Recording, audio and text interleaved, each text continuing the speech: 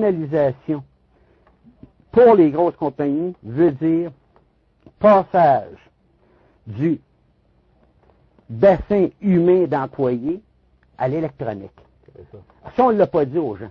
On a dit qu'il faut rationaliser, mais on n'a pas dit aux gens qu'on veut se débarrasser de tant d'employés au niveau d'une masse salariale pour remplacer ces employés-là par de la technologie, de la haute technologie au niveau de l'électronique, qui va remplacer le travail que faisaient ces employés-là, et qui, par conséquent, va doubler et même tripler les profits de ces entreprises-là. Ça, on n'a pas dit ça aux gens. Là, si on parle maintenant du gouvernement, au niveau de 45 000 employés de la fonction publique, on fait quoi? On rationalise les opérations gouvernementales, on remplace ces 45 000 employés de l'État par de la technologie électronique. Oui. Donc, la technologie, c'est quoi par définition? La technologie, c'est un esclave. Si on prend un ordinateur, c'est un esclave qui n'a pas de religion, qui n'a pas de nationalité, qui n'a pas de couleur, qui n'a pas d'émotion, et qui va exécuter ce qu'on va lui dicter. Oui. Donc, l'esclave parfait.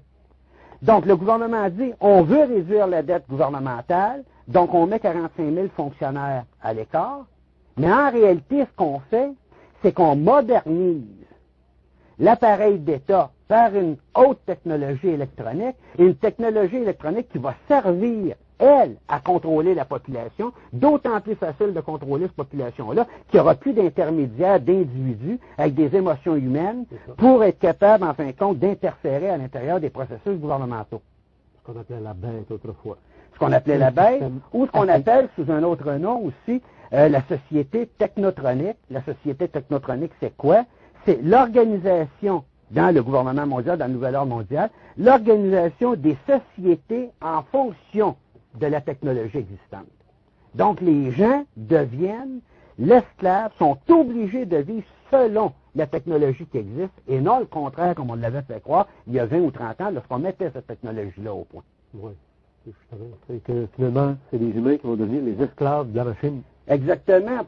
Auparavant, la machine existait en fonction de pouvoir faciliter, en fin de compte, le travail de l'individu et l'ouvrir à une plus grande possibilité des loisirs. Oui. C'est pour ça qu'on avait développé la technologie dans les années 60, et c'est à partir de ça qu'on avait encouragé la mise sur pied de la société des loisirs. Mais à l'heure actuelle, c'est l'inverse qu'on fait. On établit une technologie qui remplace les masses de salariés, les masses, en fin de compte, d'employés des entreprises. En d'autres mots, la croissance d'une entreprise ne garantit plus une plus grande demande de main-d'œuvre. Sécurité d'emploi. Il ne signifie plus sécurité d'emploi. La croissance d'une entreprise signifie, en fin de compte, la croissance de toute la technologie électronique dans cette entreprise-là, aux dépens des individus qui deviennent à ce moment-là des chômeurs. Et ça va tellement loin qu'à l'heure actuelle, dans le processus qui est enclenché, la majeure partie des étudiants, cégep, université, école secondaire, avant même d'avoir complété les études, sont convaincus qu'ils ne pourront même pas avoir l'emploi. Parce que déjà, leurs parents, qui, eux, ont les connaissances et ont l'expérience, sont remplacés par l'électronique. Donc, eux autres, à l'heure actuelle, ils se retrouvent devant un mur. Avant même d'avoir complété les études, ils arrivent devant un mur sans aucun débouché. Rentabilisation, c'est le grand mot. Oui. Rentabilisation. Ça va plus loin que de rentabiliser les entreprises.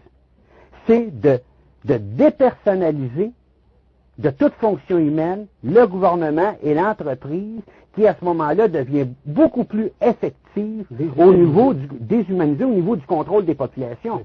Sous l'égide, toujours, je le répète, de l'Agence internationale de presse libre. Nous autres, on travaille sur des dossiers d'enquête qui, habituellement, ne sont jamais traités par les médias d'information officielle parce qu'ils ont les mains liées. On est indépendant, on peut donc sortir des dossiers auxquels personne n'oserait toucher à côté. D'accord? Donc, si les gens veulent savoir, vraiment, je les encourage à ce moment-là, parce qu'on n'a pas fait ça pour rien, c'est pour eux autres qu'on l'a fait.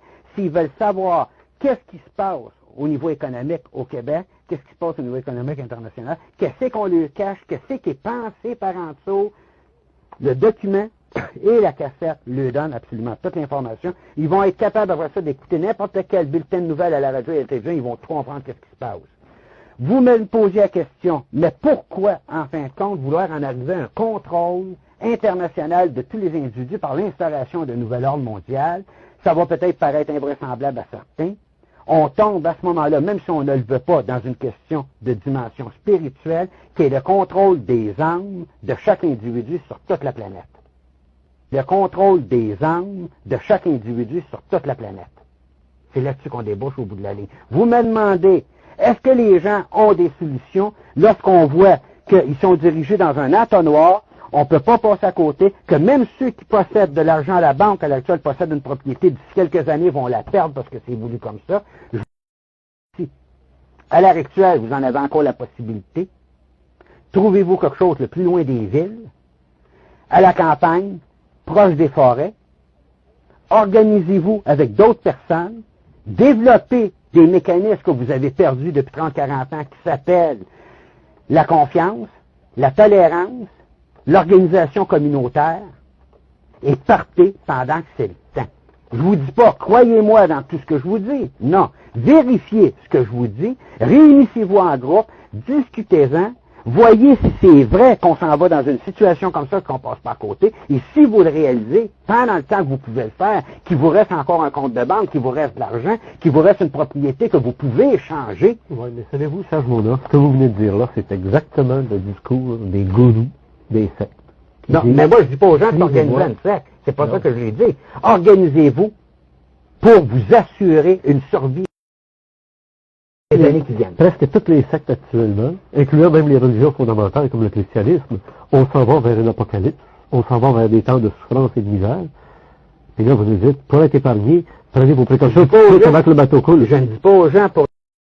Je lui dis que s'ils veulent pas être dépendants des décisions de l'État et de l'impossibilité de pouvoir se nourrir... Pendant combien de temps? Pendant une couple d'années? Parce qu'après une couple d'années, ils vont être obligés de passer par l'autre aussi. Non, parce que l'installation du nouvel ordre mondial ne peut être possible que dans les villes pour commencer, parce qu'ils ont réalisé... ils ont réalisé que pour être capable de prendre le contrôle des villes, d'ailleurs, c'est facile de contrôler des gens dans une ville, tous les gens sont dépendants. Ouais. Vous vivez dans une ville en autant que vous avez un revenu, en autant que vous avez de l'argent de place. À partir du moment où vous n'en avez plus, vous n'êtes plus capable de vivre dans une ville parce que la ville, vous êtes dépendant. D'accord? C'est sûr. Bon. Quand je dis aux gens, sortez des villes, je lui dis parce que s'ils ont des enfants ou des petits-enfants ou quoi que ce soit, ils vont être capables, par la culture, ainsi de suite, de les nourrir. Ce que je rajoute, Serge, c'est que les gens, même en dehors, au bout de 2 ans ou 3 ans, le gouvernement mondial va être rendu à surveiller là, les endroits isolés. Il n'y aura pas le temps. Parce que essayez d'imaginer le nombre d'effectifs policiers et militaires que ça va vous prendre, juste, non seulement pour instaurer ce nouvel ordre mondial-là, contrôler les différentes villes. Il va y avoir des tueries massives. Les 2 tiers de l'humanité vont être éliminés. C'est la belle façon de les éliminer. Légalement. Ils ne peuvent pas éliminer 2 tiers de l'humanité comme ça sans risquer de s'éliminer eux-mêmes. Dans les villes, et c'est quelque chose d'excessivement compliqué, de très compliqué. Ils ne peuvent pas faire n'importe quoi, ils le font. Ils vont être tellement incapables d'avoir instauré ce nouvel ordre-là et être capables, après, c'est pas tout de le mettre en place, c'est de le maintenir par la suite. Napoléon s'est rendu jusqu'à Moscou. Il n'a pas pu maintenir la Russie après. Non. Il n'y avait pas l'électronique qu'on a aujourd'hui qui remplace des millions d'observateurs, de surveillants, etc. Et ça me rappelle ce que je disais il y a encore quelques semaines sur les journalistes expérimentaux. On s'en va vers un 4e Reich, pas allemand, mais un 4e Reich économique. Mondial. Oui, un 4e Reich économique au niveau mondial. Merci Serge. Moi, je te remercie. J'espère qu'on va se revoir. Bon, on va sûrement se revoir parce que j'ai l'impression qu'on n'a pas eu le temps de dire grand-chose.